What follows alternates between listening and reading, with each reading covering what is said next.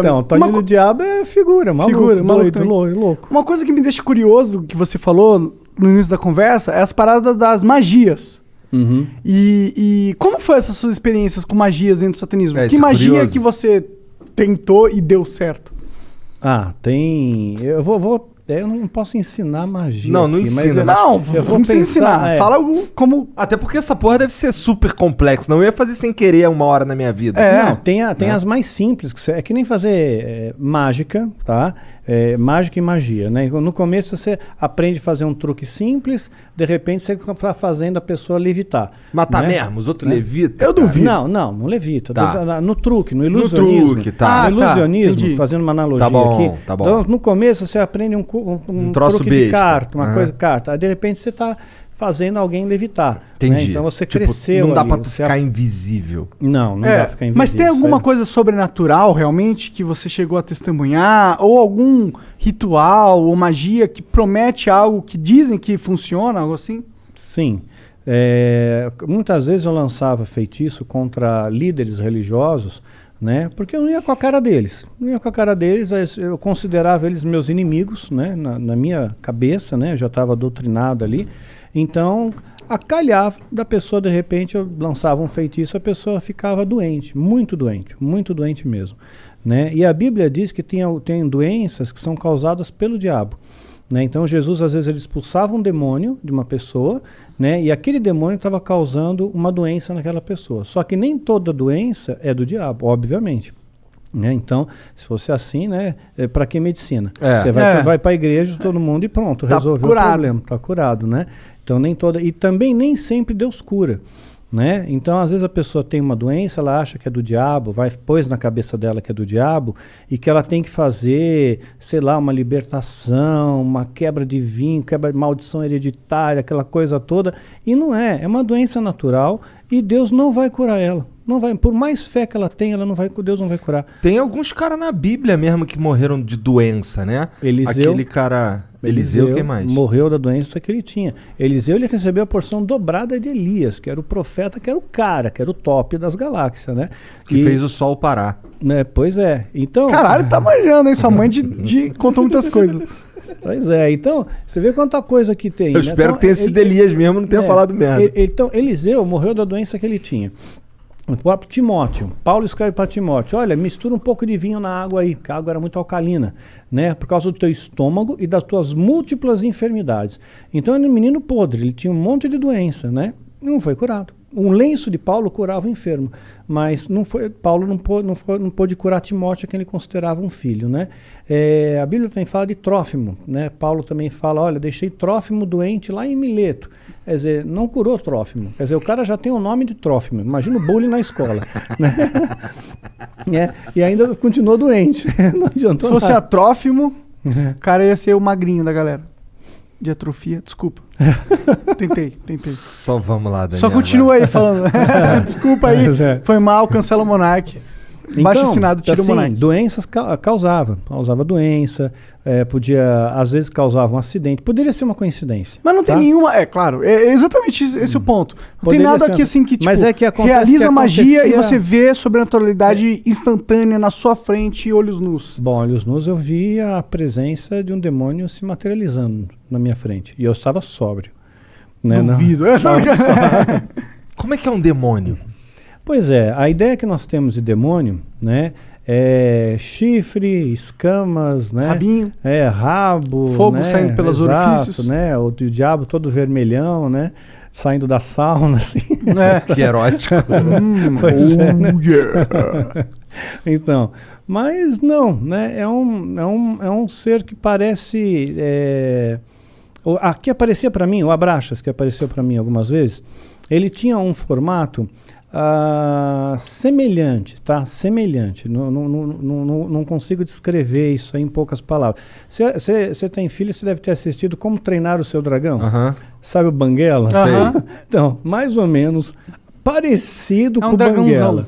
Parecido com o Banguela.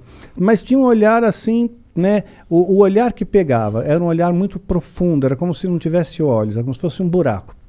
né?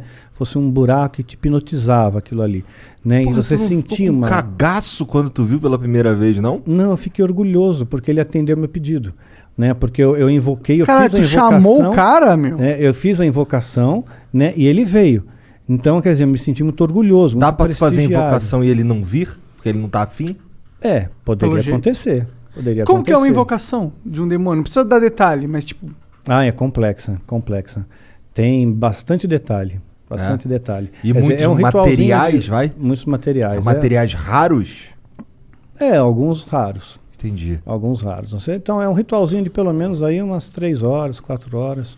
De né? ritual rolando, não é de preparação. Não, de ritual rolando pra ter invocação em si. Entendi, caralho. E aí ele se materializa, tipo, ele só aparece?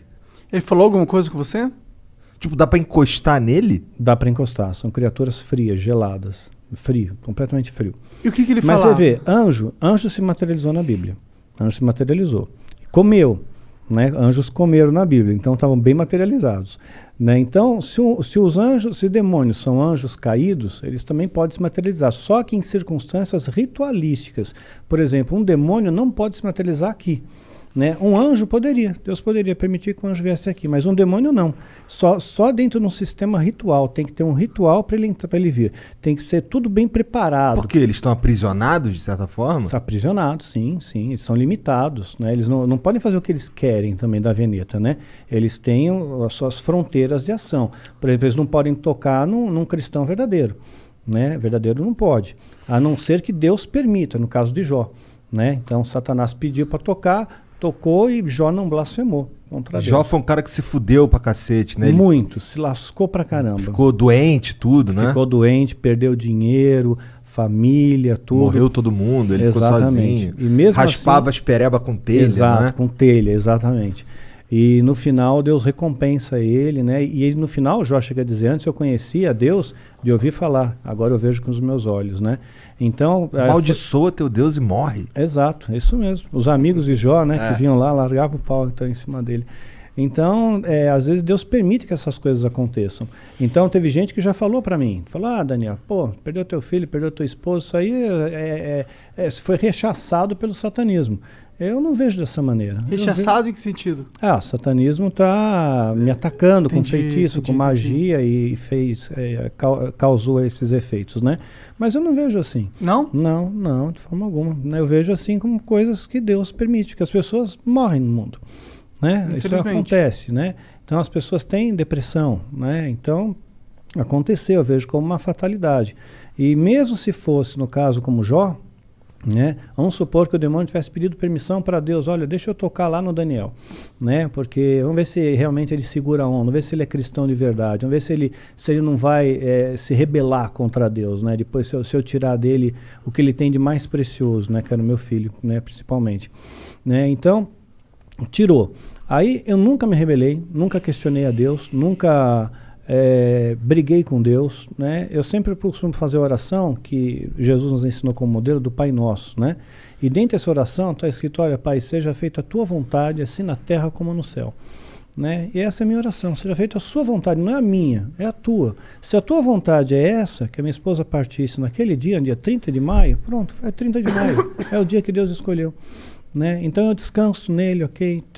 E tudo tem que ter um propósito, porque eu escapei da morte 2 vezes, né? Então por 2 vezes escapei da morte. Então, olha, eu diria que 3, se contar da vez que reagiu a arma lá do cara. Se contar nessa 3, porque ali 2 vezes, né? Então, assim que eu vi a morte de perto, né? Você sente o cheiro da morte de perto, né?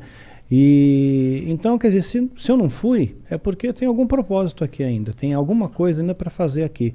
E quando terminar esse propósito, aí Deus me leva. Era alguma coisa ligada a esse assunto de satanismo e tal, que tu quase morreu, ou não tinha nada a ver? Não. Teve uma das ocasiões, por exemplo, foi no ano passado, né? Foi dia 30 de novembro do ano passado, ia entrar dezembro foi o mês que meu filho partiu, né, dia 22 de dezembro, então eu estava muito angustiado com aquele negócio, poxa, vai entrar dezembro, mais um Natal, mais um final de ano, aí eu tomei um monte de comprimido para dormir, eu só queria dormir, eu não quis matar, né, meu interesse não era morrer, só que eu acabei aspirando, e tive uma pneumonia aspirativa e entrei em coma profundo, né? Caralho. Pois é, fiquei 22 horas em coma profundo, entubado, acordei entubado no hospital, Caralho. assim. Então, ali Foi você dormir sente- na tua cama e acordou entubado. Acordei entubado. Né? E é muito horrível, né? Você acordar com um tubo na boca. Deve ser, cara. Deve ser assustador em primeiro lugar. Indescritível, indescritível. Porque até o momento eu acho que você tava só dormindo. Pois é, eu tava dormindo de boa, quando você acorda, um tubo na boca, né? Um ambiente diferente, onde eu tô, quem sou eu, né? Que doideira. É. Mas, tá. Pra que tu chamou o Abraxas, cara? Então, eu queria testar o ritual de invocação. Porque se eu conseguisse que ele aparecesse, eu ganharia méritos dentro da Irmandade. Tinha alguém testemunhando ali? Não, não tinha.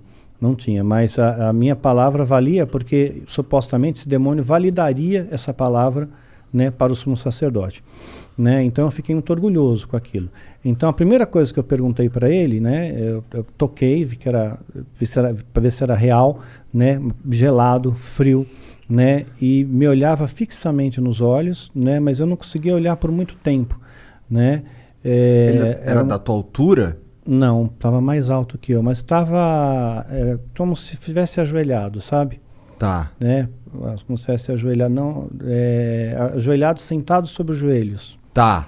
Ele tinha quatro membros? Sim, sim, sim. Assim, o Banguela lá, ele não é bípede, mas ele era bípede? Sim, bípede.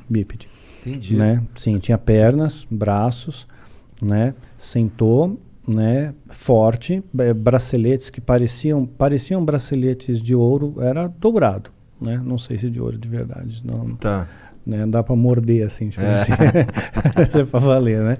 E a única coisa que eu perguntei foi se os animais eles iam para o céu, né? Perguntei, os animais vão para o céu, né? Porque eu tinha essa preocupação, será que os animais vão para o inferno? O animal é bonzinho, ele não pode ir para o inferno. Então eles estão todos no céu, né? Eu só fiz essa pergunta, né? Sei lá, uma pergunta besta, né? Que veio na minha cabeça. Interessante a pergunta até.